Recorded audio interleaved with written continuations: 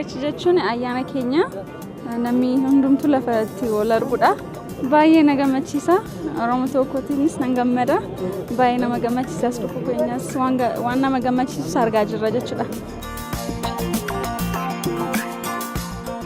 Uummanni Oromoo Oromiyaa mararraa walitti qabame bakka kanatti uumaasaa sababa dukkana gannaa nu dabarsiteef galatoomii uumaa keenya birraa kanammoo nagaan nu dabarsi waggaan nu ga'e jedhee sannitti waaqa galateeffatuu fi akkasumas bara sattaanuuf waaqa itti kadhataa jechuudha. Waaqa uumamaay waaqa caffeetuma waaqa baareentummaa abdiin teenya suma waaqa shanan gadaay uumama hunda waaqsal gamboranaa nuti sitti yaana si malee maal qabna horaatti bobbaana irreecha irreeffanna galata galchanna laalii maree